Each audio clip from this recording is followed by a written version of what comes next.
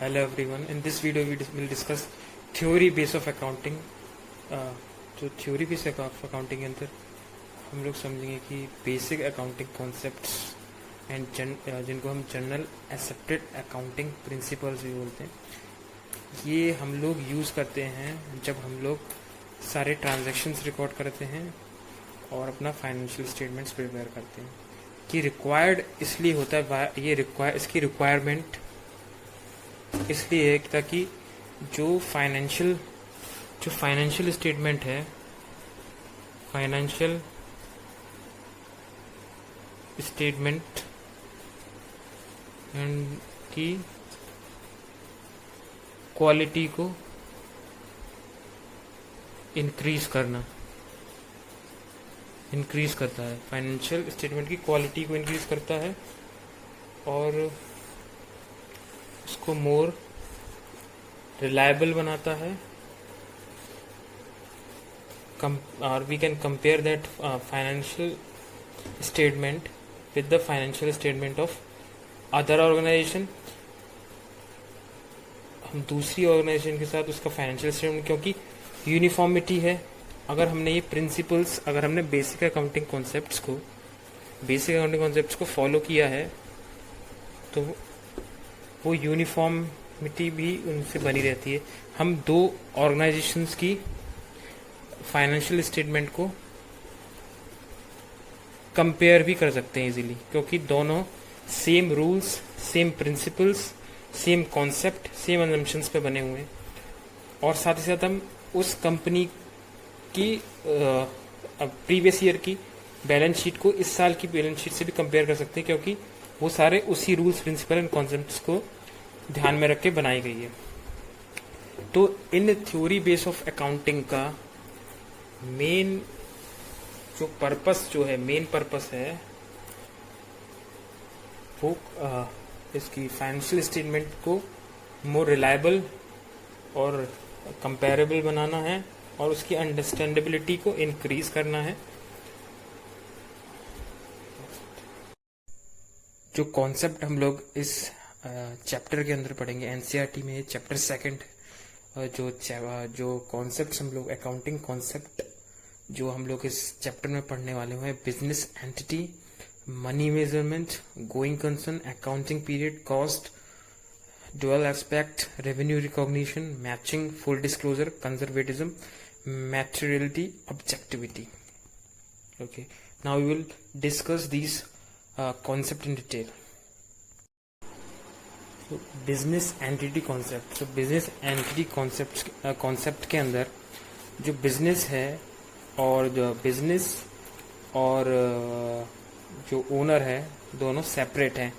इस कॉन्सेप्ट के बेसिस पर ही हम जो कैपिटल ओनर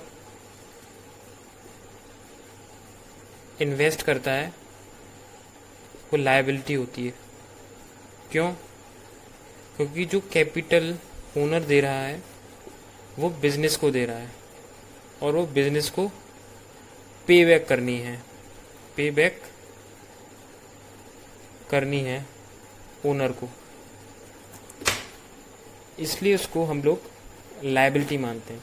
इस कॉन्सेप्ट की वजह से ही जो ओनर अपनी कैपिटल इन्वेस्ट करता है उसको हम लायबिलिटी मानते हैं। और जो ड्राइंग वो करता है, वो इन्वेस्टमेंट को, वो ड्राइंग जो करता है वो अपने पर्सनल यूज के लिए करता है, इसलिए जो कैपिटल में से वो कैपिटल डिक्रीज हो जाती है जब ड्राइंग करते हैं तो, इसलिए because of this concept. So business has a distinct and separate entity. जब हम अकाउंटिंग करते हैं तो बिजनेस को एक सेपरेट एंटिटी मानकर करते हैं, जो कि ओनर से सेपरेट होती है, अलग होती है। Now we come to money measurement concept. Only those transaction and happenings in an organisation which can be expressed in terms of money will be recorded. So वही ट्रांजैक्शंस हम लोग रिकॉर्ड करेंगे जिनको हम एक्सप्रेस करते हैं इन टर्म्स ऑफ मनी, या वो जिनको हम कन्वर्ट कर सकते हैं in the form of money. अगर किसी डायरेक्टर का अपॉइंटमेंट हुआ या कुछ अदर इवेंट हुआ है तो वो हम लोग रिकॉर्ड करेंगे नहीं, क्योंकि उसमें हमें कोई मॉनिटरी मेजरमेंट नहीं कर सकते उसके अंदर। वो डायरेक्टर कितना बेनिफिट देगा कंपनी को, वो हम लोग उसको एसरटेन नहीं कर सकते, उसको हम लोग रिकॉर्ड नहीं करते। Okay right, now we come to going concern concept.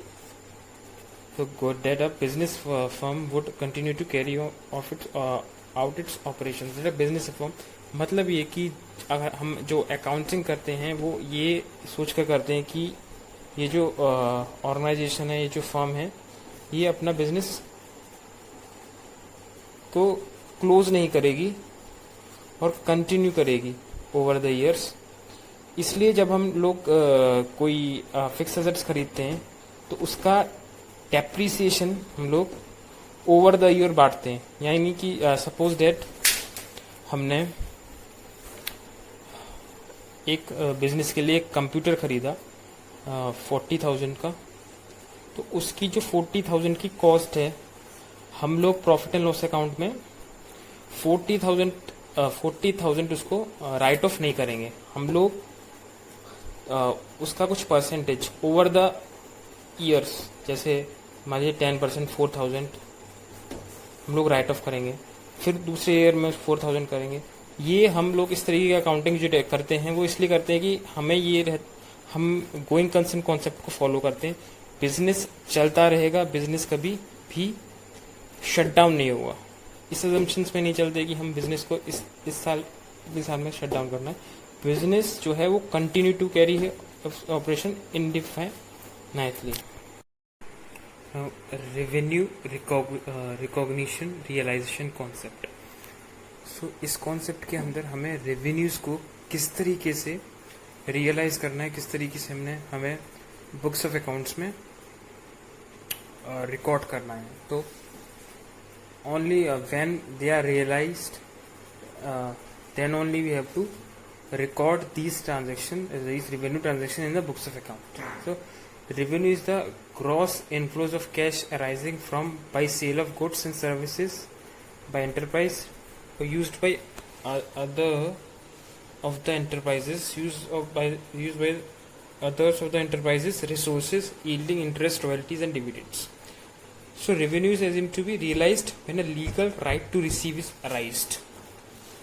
When a legal right to receive it arises. जैसे कि आप मान लीजिए कि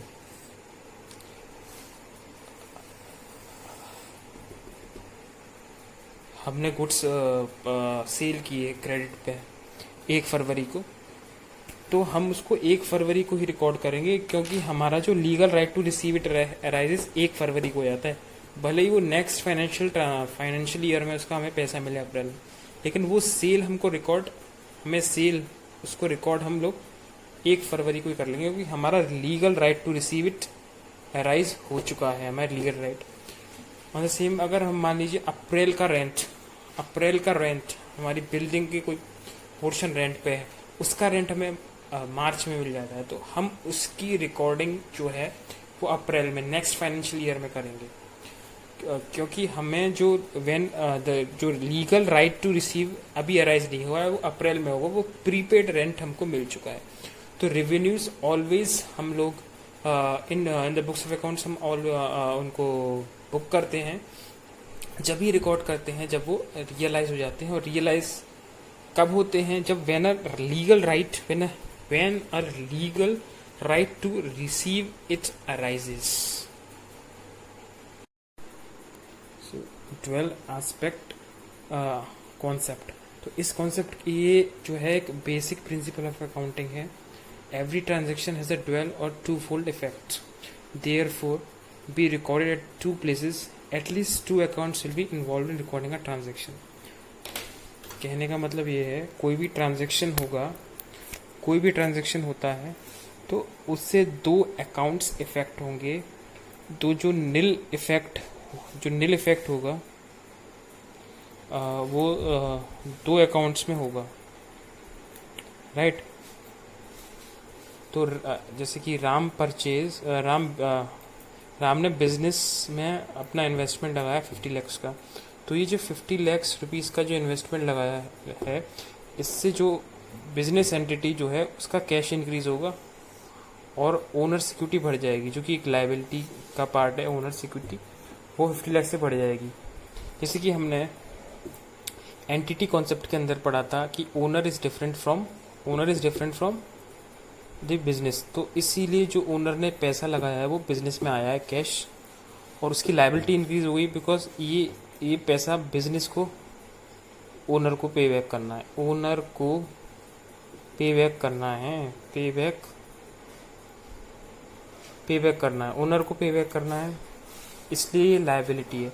तो एक ट्रांजैक्शन के दो इफेक्ट हुए हैं, जिसमें कैश इंक्रीज हुआ है और लायबिलिटी इंक्रीज। तो इफेक्ट इसलिए अकाउंटिंग ड्वेल एसेट कॉन्सेप्ट को फॉलो करती है। एक और एग्जांपल ले लेते हैं। जैसे फर्म ने गुड्स परचेज किए हैं,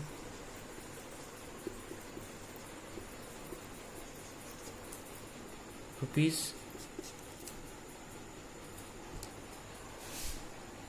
10 lakhs के in cash.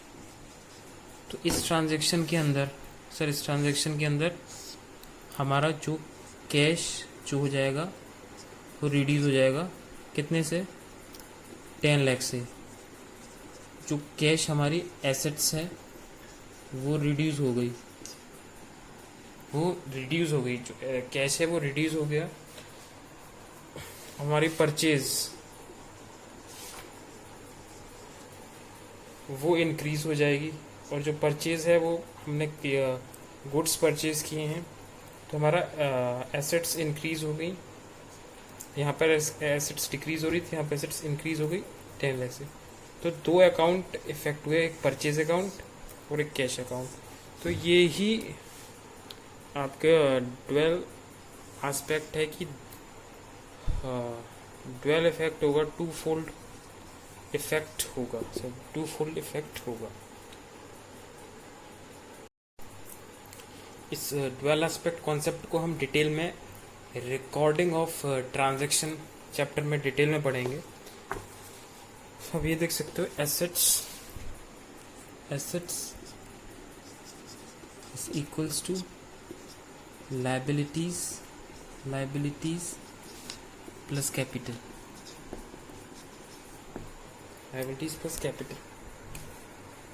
Duality principle is commonly expressed in terms of a fundamental accounting equation. तो सर ये fundamental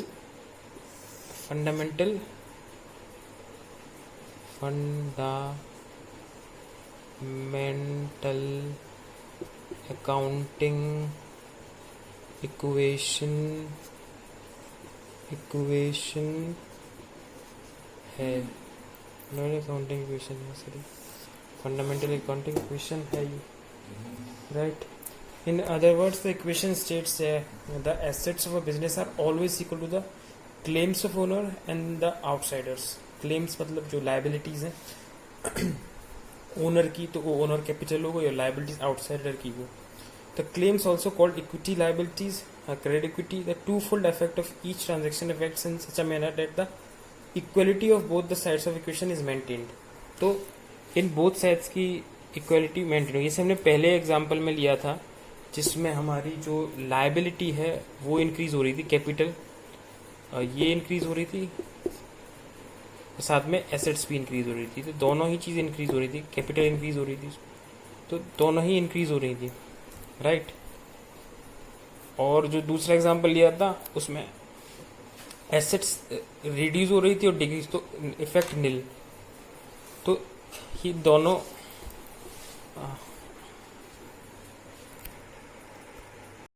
इस कॉन्सेप्ट को हम रिकॉर्डिंग ऑफ ट्रांजैक्शन में और समझेंगे।